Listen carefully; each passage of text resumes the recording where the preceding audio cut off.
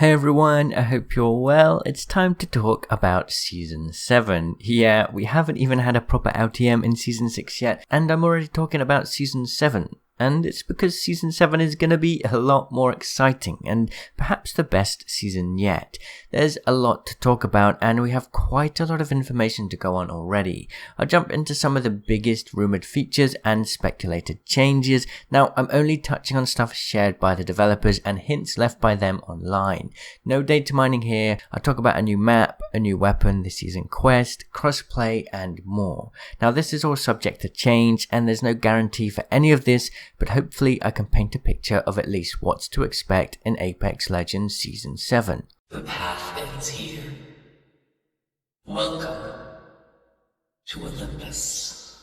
So let's start with perhaps the biggest thing about Season 7, the new map. Olympus. I think that we're all a little let down when Season 6 didn't drop with a new map, especially considering the Season 5 quest ended with them saying that they will go where the games go, and the games were basically going to Samathi. Unfortunately, Olympus, which is on Samathi, didn't make it to Season 6, but that's fine, because it means we'll have even more content to get in a single season in November instead. Olympus is based on the planet Samathi, and Samathi is very different to the two planets we know so far, which are Solace, where King's Canyon is based, and Talos, where World's Edge is based. Solace was a planet that saw people from all walks of life. It had a very civilized feel to it. You'd have the underbelly of the Outlands operating in plain sight, and you'd have the everyday Outland citizen. Talos is a planet mostly used for manufacturing and resource gathering. Talos is filled with mining tools, and buildings are set up there to extract the planet's resources. Samathi, on the other hand, is more of an urbanized planet. It features city districts as far as the eye can see. Pictures we've seen of Samathi so far show it to be a neon-lit cityscape brought to life with 80s synthwave vibes and colours. I'd argue it's perhaps one of the most populated planets, and it's home to some of the most high-class Outland citizens. The richest of the rich live on Samathi. Both Lifeline and Octane come from Samathi, and their parents were unimaginably rich. It's where Loba stole her way to riches too. Now, that's important because it helps to paint a picture of what Olympus will look like in-game.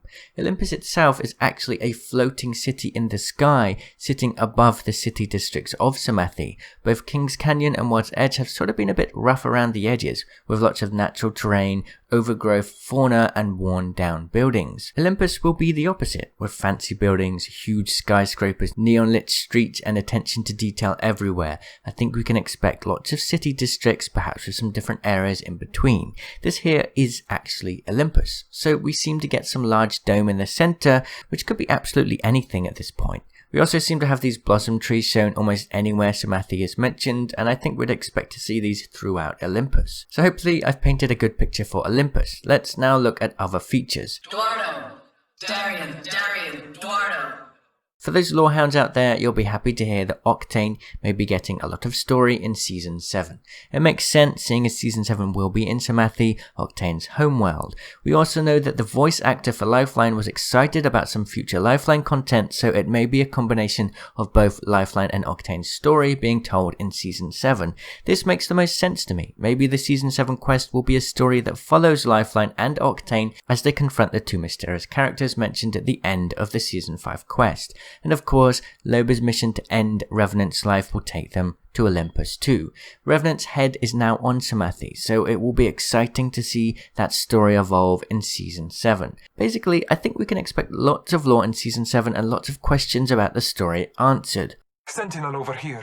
Interesting weapon. So what about the Season 7 weapon? Now that we have crafting, I think the devs will feel more comfortable adding new weapons to the game each season.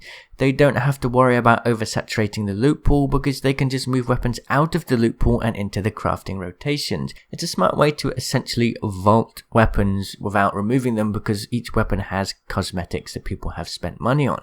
So there are two possible options for the Season 7 weapon in my opinion. Two weapons have been accidentally leaked by the Respawn developers, the EPG and this strange bow. The EPG is a grenade launcher of sorts that would definitely shake up the meta. I'm really excited to have this added, and it's definitely coming at some point. The devs literally had it in the Wingman Battle Pass video in Season 5.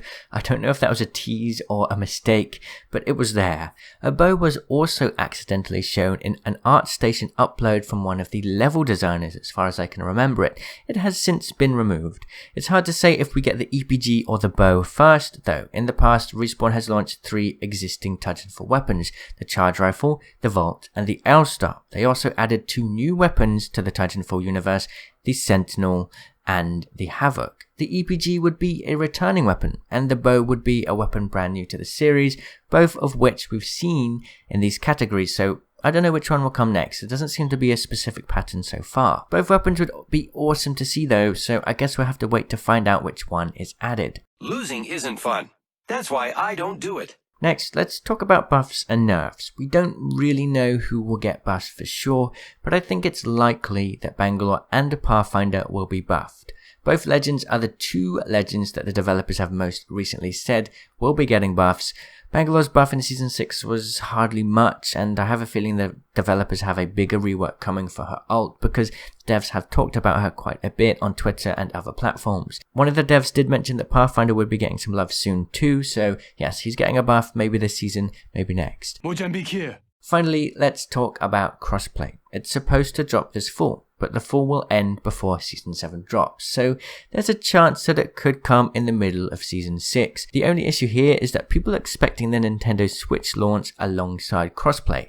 If that happens, Switch players will be forced to play a Battle Pass halfway through the season, which will be a little unfair to them. Other people argue that it makes sense to drop Crossplay mid-season though, because it allows the developers some time to iron out any potentially major bugs in time for Season 7 and the holidays. Either way, I think it's safe to say that by Season 7 launch, Crossplay will be out. If they do what they did last year, Season 7 may be a longer season at 120 days long or 4 months, so that it spans over the holiday period and gives them time after returning from the holidays to prepare for Season 8. And if that happens, that may mean we get more limited time modes. Now, when this happened last year, we had Season 3, which also had a new map, and it was absolutely the best season yet. We got the Halloween event, we got the Christmas event, and the Grand Soiree event. Tons of cool game modes, tons of cool content, 2 collection events, and a town takeover. It was an awesome season. So if they do that again in Season 7, perhaps we can expect an event in December for Christmas,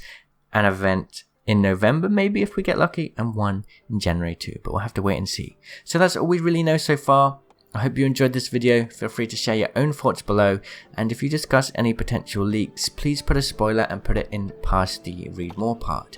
I'll see you in the comments. Cheerio! Did you know I stream almost every day from 7 PM UK time or 11 AM Pacific Standard Time? You can catch me live right here on YouTube, so make sure you have notifications turned on. I also have a new members program. Become a member for $2.99 a month, get your comments highlighted in videos, get a cool badge in live stream chat, get access to these cute emotes, and also gain access to my members tips videos, where you can ask me for any tips and I'll be making new videos weekly to help you improve your own game.